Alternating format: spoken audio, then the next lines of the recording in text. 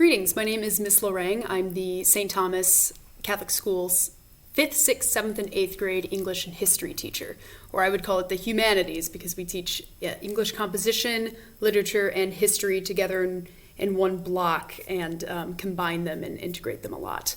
So I'll go ahead and show you some of our curriculum materials so that you can get a better idea of how our classes work. So part of our writing composition class is grammar, a big part of it, and we use a curriculum called Fix-It Grammar, published by the IEW, the Institute of Excellence in Writing. So this grammar program, they're using parts and functions of speech and doing grammatical corrections in context, because the workbook is one whole story. So for instance, 7th grade is working on the story The Frog Prince right now. And through the year, they're editing one sentence a day, just one sentence a day. Every week they start a new section of the story, one sentence a day. And by the end of the year, they've edited the entire story and handwritten it in cursive in their portfolio.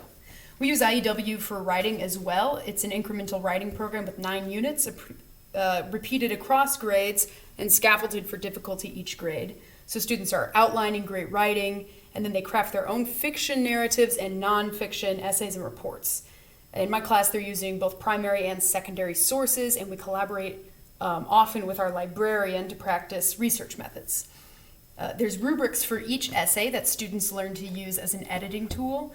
Each grade and each unit, the rubric gets more and more complicated, so students are responsible for adding a variety of sentence constructions, strong word choices, strong verbs, adverbial clauses, etc., and they're trained to avoid weak, non-specific language that we call banned words, and they're really trained to use great economy of phrase. Their essay goes through a rigorous writing process and has a peer review, and it's presented multiple times, and they do a final draft that ends up going in their portfolio. So by the end of the school year, they have at least 9 polished pieces. In my literature classes, students will read great works, and they will grow in their aptitude for encountering beauty and understanding when they're encountering beauty. They're also going to hone their critical thinking skills and their rhetorical skills.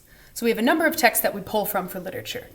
Sometimes I do bring in primary sources that have to do with what we're learning about in history, but the main texts that we pull from are from Memoria Press, especially for poetry. So we use various Memoria Press anthologies for poems. Students are learning the parts of the poem, the meter, and then they're determining the meaning of the poem and deciding and discussing what the deeper meaning of the poem is.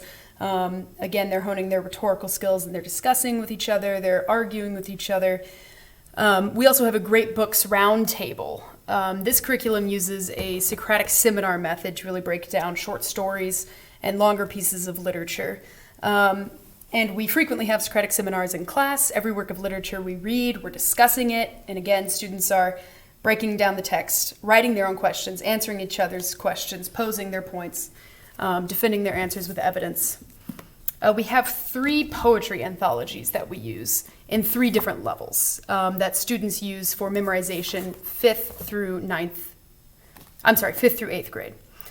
So these are from the Diocese of Marquette. It's called Selections for the Catholic Liberal Arts Classroom.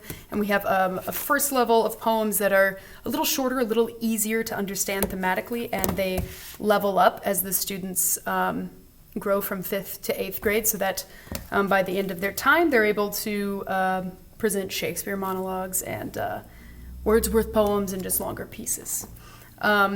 We also do at least one Shakespeare play a year, and I use the Folger Shakespeare method. It's very performative, and the students are on their feet and play a lot with the language. We do different text sets depending on each class. Right now we're doing an adaptation of Beowulf in my 5th grade literature class. And in history class, we have our texts from the Catholic Textbook Project. In 5th grade, I'm teaching American history with a supplemental regional history. And in 6th grade, we do the Origins of World Cultures. This book's called All Ye Lands. And starting in 7th grade, it's Western history, 7th and 8th grade, the history of Christian civilization, with supplemental chapters about world history. And 8th grade, they finish with the making of the modern world, which starts with the Enlightenment and ends at the end of the Cold War. And lastly, for faith formation class, we use 2 curriculums, Spirit of Truth and Ruah Wood's Theology of the Body curriculum.